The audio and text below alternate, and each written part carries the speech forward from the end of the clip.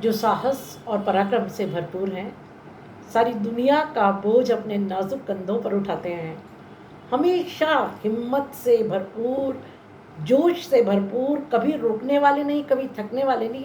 दुनिया में कुछ भी हो जाए, कितनी भी प्रॉब्लम्स आ जाए, अरे छोड़ो ना, हम देख लेंगे, ऐसा खराब हो गया, कोई बात नहीं, सब ठीक हो जाएगा, ऐसी सोच रखने वाले वृश्चिक राशि के जातकों को मेरा प्रणाम है। बात करते हैं कैसे रहेगा अगस्त का महीना वृश्चिक राशि के जातकों के लिए। तो अच्छा हाँ, आप अगर मेरे चैनल पर नए हैं तो इसको सब्सक्राइब कर दीजिए, और वीडियो पसंद आएगा तो लाइक और शेयर कर दीजिएगा। हाँ, बेल आइकन का बटन ज़रूर दबा दीजिएगा, नहीं तो फिर आप शिकायत करते हैं कि मैडम आपने वो वीडियो नहीं बनाया, वो वीडियो नहीं बनाया। तो बात करते हैं कैसा रहेगा अगस्त का महीना आपके लिए, 10 अगस्त से लेकर के 31 अगस्त तक का समय। तो आप ढैया के अंतिम चरण में हैं, खत्म होने वाली है लगभग ढैया। और प्रथम अच्छा हाँ, ये जो वीडियो है ये वृश्चिक राशि और वृश्चिक लग्न दोनों के लिए, यानी कि अगर आपके फर्स्ट हाउस में 8 लिखा है या आपकी कुंडली में जहाँ कहीं 8 लिखा है, अगर वहाँ चंद्रमा है तो ये दोनों पर एप्लीकेबल है। तो आपके फर्स्ट हाउस में वृश्चिक राशि जिसके स्वामी मंगल हैं, जो 7th हाउस में बैठ करके पूर्ण दृष्टि से अपने ही घर को देख रहे हैं बृहस्पति के साथ, बृहस्पति भी आपके 7th हाउस में। इसका मतलब ये हुआ कि आपकी एनर्जी भरपूर रहेगी, उत्साह पूरा रहेगा, आप स्पीड से काम करेंगे, लेकिन साथ साथ बृहस्पति बुद्धि को भी संभालेंगे। बृहस्पति बुद्धि के कारक हैं, संतान के कारक हैं, धन के कारक हैं, आपकी नौकरी के कारक हैं, कुटुंब के कारक हैं, इतनी सारी चीज़ों का पोर्टफोलियो बृहस्पति के साथ पास है। और जब बृहस्पति मंगल के साथ होंगे तो क्या करेंगे कि इन सारे कामों में जो प्रॉब्लम्स आ रही थी उनमें पॉजिटिव एनर्जी चैनलाइज करेंगे, और पॉजिटिव एनर्जी को चैनलाइज करके आपके कामों को बनवाएंगे। परिवार से संबंध अच्छे होंगे, रुका हुआ धन आपका आएगा, नौकरी में अगर कहीं कोई प्रॉब्लम थी तो वो सॉल्व होगी, परिवारजनों के साथ संबंध अच्छे होंगे, और संतान के साथ, हालांकि राहु है 5th हाउस में, उस पर बाद में आऊँगी, बृहस्पति चीज़ों को संभालने की कोशिश करेंगे।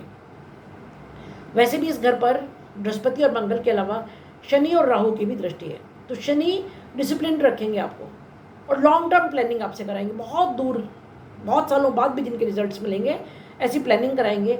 हाँ, राहु अचानक फल भी देंगे, और कभी कभी बुद्धि को डिसबैलेंस भी करेंगे कि ऐसा कर लो वैसा कर लो, लेकिन बृहस्पति हैं यहाँ तो करने नहीं देंगे बृहस्पति की दृष्टि, वो कहेंगे नहीं भाई, इस छलावे में नहीं आना है। बात करें दूसरे घर की, तो दूसरे घर में धनु राशि जिसके स्वामी बृहस्पति 7th हाउस में बैठे हैं। दूसरा घर आपके कुटुंब का घर है, वाणी का घर है, धन के संचय का घर है, आपके खान पान का घर है। तो बृहस्पति जब इस घर के स्वामी हैं तो इन सारी चीज़ों को संभालेंगे। मंगल की यहाँ अष्टम दृष्टि है, तो मंगल क्या करेंगे, मंगल इस घर में जान फूकेंगे, जो पुराने रिलेशंस डेड हो गए थे उनको वापस चैनलाइज करेंगे, एनर्जाइज करेंगे। और सिर्फ इतना ही नहीं है, ऐसा हो सकता है आप अपने परिवारजनों के साथ कोई भूमि भवन खरीदने की बात सोचें, या परिवार को यूनाइट करने की कोई चीज़ करें, या कुछ और ऐसी चीज़ें खरीदें, लोहे से कंसर्न या ज़मीन से कंसर्न कोई चीज़ें खरीदें। खान पान का थोड़ा सा ध्यान रखिएगा, बहुत तीखा वगैरह नहीं खाइएगा।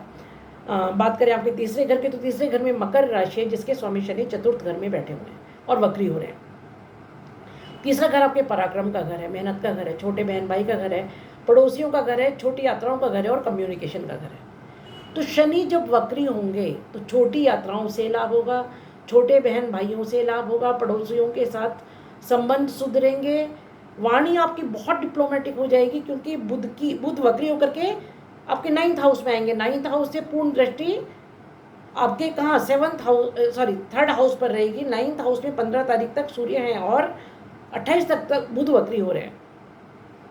तो ये दोनों मिलकर के सूर्य और बुध जब आपके 3rd हाउस को पूर्ण दृष्टि से 7th दृष्टि से देखेंगे तो तीसरा घर एनर्जाइज होगा, चैनलाइज होगा। आप कम्युनिकेशन से बहुत सारे काम अपने सुधारेंगे। अगर आप इंटरनेट में हैं, आप HR में हैं, आप मेडिकल फील्ड में हैं, आप कनेक्टिविटी के किसी भी काम में हैं तो आपको फ़ायदा होगा। बात करें चौथे घर की, तो चौथे घर में अपने मूल त्रिकोण में शनि हैं, पूर्व भाद्रपद नक्षत्र में वक्री हो रहे हैं, और यहाँ पर सूर्य की 7th दृष्टि 16 तारीख से सूर्य आपके 10th हाउस में आ जाएंगे। तब उसके बाद सूर्य की 16 तारीख से 7th दृष्टि, शुक्र की 25 तारीख तक 7th दृष्टि, और बुध की 28 तारीख से 7th दृष्टि होगी। तो इस समय आपका जो चौथा घर है वो बहुत रिच है।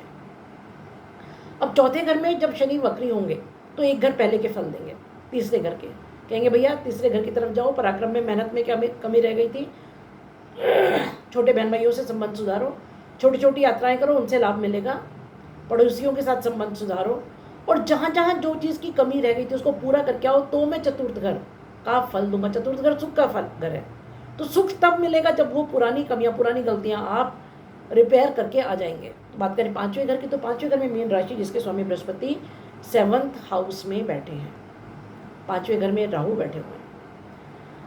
राहु यानी कि अनलिमिटेड सोच, out of box thinking, unlimited desires, कितना भी मिल जाए शांति नहीं। अब क्या होगा, राहु यहाँ रह करके बुद्धि को भ्रमित करेंगे, क्योंकि पांचवा घर बुद्धि का है, पांचवा घर संतान का, संतान से रिलेशंस में डिस्टर्बेंस हो सकता है। जो स्त्रियाँ संतान सुख की ओर अग्रसर है उनको विशेष ध्यान रखने की ज़रूरत है, बिल्कुल लापरवाही नहीं करना है। और क्योंकि पांचवा घर हमारे प्रेम प्रसंगों का भी घर है, तो जहाँ कहीं आपका प्रेम प्रसंग है वहाँ पर गलतफहमियाँ अननेसेसरी, क्योंकि राहु क्या है, धुआं, राहु एग्जिस्ट ही नहीं करता, जो चीज़ एग्जिस्ट नहीं करती, अननेसेसरी फियर्स। संतान के लिए आपको ऐसा लगेगा ये भगवान ऐसा हो जाने वाले, वैसा हो जाने वाले, कुछ नहीं होगा जी। ये एक दूसरे पर प्रेम प्रसंगों में या अपने पति पत्नी पर भी शक ना करें, क्योंकि वैसा कुछ है नहीं। तो ये आपकी बुद्धि को भ्रमित करेगा। हालांकि 11वें घर पर पूर्ण दृष्टि है, सप्तम दृष्टि, तो वहाँ से लाभ भी देगा, अचानक इच्छा पूर्ति भी कराएगा, एक इसका पॉजिटिव एस्पेक्ट भी है। पर यहाँ रह करके थोड़ा सा डैमेज कर सकता है, उससे संभाल करके रहिए। बात करें छठे घर की, तो छठे घर में मेष राशि जिसके स्वामी मंगल आपके 7th हाउस में बैठे हैं। छठा घर रोग, ऋण और शत्रु का घर है, इसमें किसी भी क्रूर ग्रह का होना बहुत अच्छा माना जाता है। और यहाँ पर शनि की तीसरी दृष्टि है, और मंगल क्योंकि यहाँ के स्वामी है, तो शत्रुओं की छुट्टी, रोग से छुटकारा, ऋण लगभग खत्म करेंगे और नए ऋण आपको लेने नहीं देंगे। बात करें आपके 7th हाउस के, तो 7th हाउस काफ़ी रिच है, बृहस्पति बैठे हुए हैं मंगल के साथ, और 21 तारीख से मृगशिरा नक्षत्र में बृहस्पति जा रहे हैं, जो शनि का नक्षत्र है, उनके मित्र का नक्षत्र है। तो बृहस्पति यहाँ बैठ करके, ये जो घर है आपका, बृहस्पति जिस घर में बैठते हैं उस घर को वृद्धि प्रदान करते हैं, एक्सपेंड करते हैं। ये आपके लाइफ पार्टनर का घर है, बिजनेस पार्टनर का घर है, मित्रों का घर है, और आपके बिजनेस का घर है। तो आपकी गृहस्थ में वृद्धि होगी। मंगल भी है, लड़ाई झगड़े भी होंगे पति पत्नी में, लेकिन बृहस्पति उनको बड़े सटल वे में सॉल्व करा देंगे। लड़ना बुरी बात नहीं है, अपने मन की बात कह ही देनी चाहिए, लेकिन उसको मन में नहीं लेके बैठना है, उसका सोल्यूशन बृहस्पति निकाल देंगे। अब बात करें आपके अष्टम भाव की, तो वहाँ के स्वामी बुध आपके दशम भाव में वक्री हो रहे हैं, और वक्री होकर के बाद में 9th हाउस में भी आएंगे, 5 तारीख से 28 तारीख तक वक्री है। कोई भी ग्रह जब वक्री होता है तो उसकी स्पीड बढ़ती है।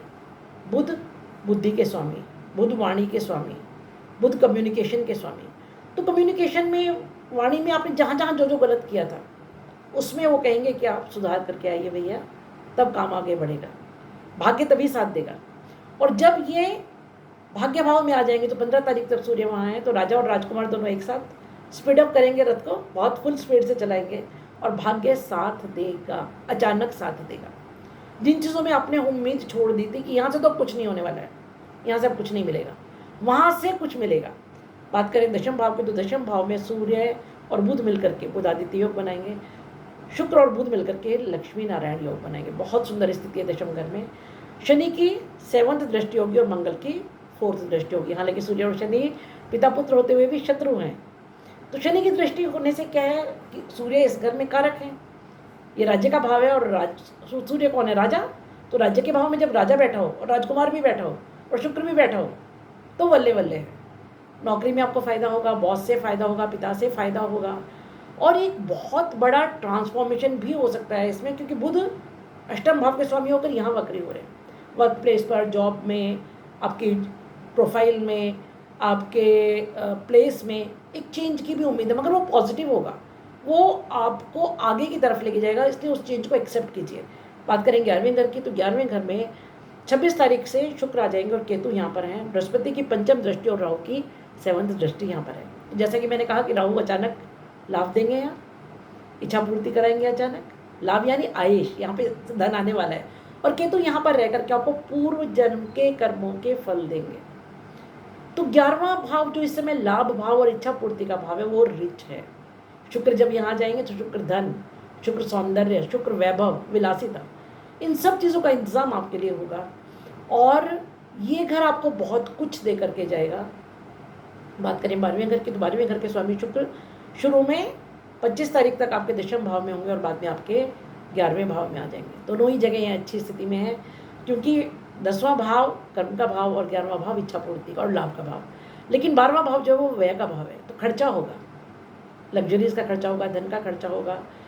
तो ऐसे में क्या होगा कि जो शुक्र कुछ खर्चा कराते हैं तो वो इन्वेस्टमेंट के रूप में कराते हैं, जो जिसके बेनिफिट्स आपको आगे मिलेंगे। तो ये है मेरी प्रेडिक्शंस अगस्त महीने के लिए। वीडियो पसंद आए तो लाइक कीजिए, शेयर कीजिए और सब्सक्राइब ज़रूर कीजिए और बेल आइकन का बटन ज़रूर दबाइए। हाँ, कुछ रेमेडीज़ मैं आपको बताना चाहती हूँ। शनि के लिए आपको हनुमान चालीसा या सुंदरकांड करना चाहिए। इसका लाभ आपको मंगल में भी मिलेगा। और क्योंकि राहु आपके पंचम भाव में बैठे हुए हैं, तो किसी भी रूप में दुर्गा पूजा कीजिए, उससे जो भी प्रॉब्लम्स आने वाली है उससे छुटकारा मिलेगा और जहाँ लाभ भाव पर उनकी दृष्टि है उसके बेनिफिट्स और ज़्यादा मिलेंगे। तो मिलते हैं एक ऐसे वीडियो के लिए अगले महीने। तब तक स्टे हैप्पी, स्टे ब्लेस्ड, खुश रहिए, मस्त रहिए।